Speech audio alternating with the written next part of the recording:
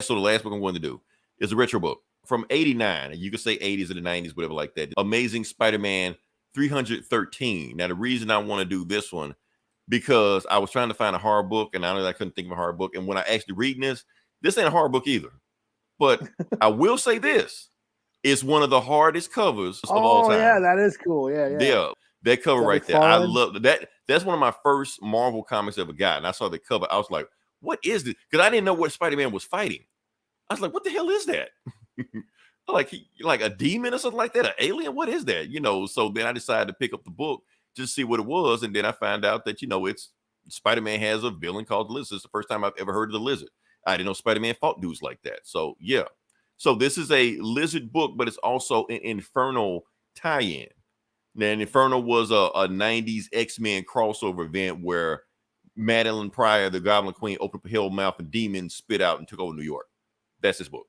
So this book has nothing to do with it, but shit happens in there. So let's just get to it. Let's go to it. Like I said, retro book. Let's go. So the book starts off with a shark in the Midtown Tunnel, attacking them, swimming at them.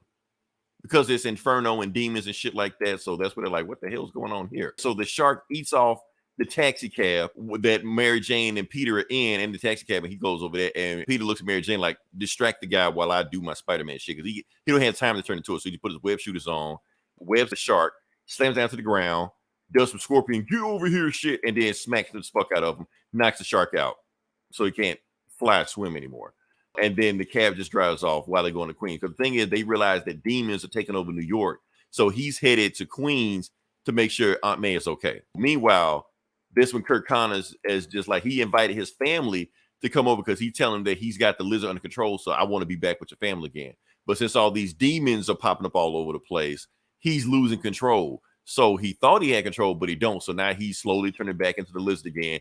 And now he wants to eat and kill shit. And Todd McFarlane is Todd McFarlane in this one. That's what I thought, like, damn, why did I do Spawn?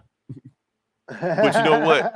It doesn't matter. The way he drawing Lizard on this shit is like, man, okay. So Todd McFarlane is the GOAT for a reason. So they get to Queen, and apparently Mary Jane has a cousin named Christy who has a crush on Peter, and Aunt May is there. The reason Aunt May isn't there because she's out looking for Peter.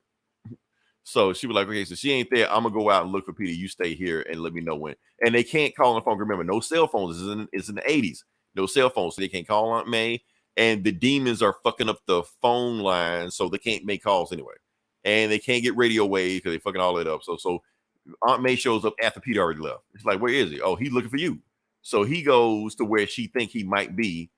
And that's when he's going to Empire State University. Kirk Connors, like I said, Lizard, and invited his wife and kid to there, and when they get there, that's when they get attacked by demons that ain't got nothing to do with Lizard. They just there. They just demons just taking over the shit like this. So they get attacked, and they go out running. And right before they get attacked, that's when sidebar, because these 90s books were just weird as fuck. These kids sneak into a Spider-Man balloon like for the Macy's Day Parade. They just want to see what it looks like, and all of a sudden it wakes up, and now it's attacking the city. Back to Kirk Connors and them, stuff like that, and that is a Spawn demon right there. Oh, yeah, it looks like the Violator or some shit. Yeah. Damn, Todd McFarlane. Okay. Doesn't matter. We read the Spawn book without reading the Spawn book. But that's when Lizard grabs the Violator and he like, get the fuck away from my family, and tosses him out the window and shit. But then he looks at his family. He's like, oh, y'all look so tasty. And then Spider-Man sees a demon get thrown out of a window of the Empire State Building. He's like, oh shit. I need to see what's going on with that. But before it goes there, that's when he sees a balloon version of him, the Macy's Day Parade version of him, Stay Puft Marshmallow and stomping through New York City. He was like, let me handle that first. So he goes down there, fights the balloon version of himself. It turns around, looks at him, and flicks him away. You're like, oh shit. So you're like, how do you kill a balloon? You're like, with a needle.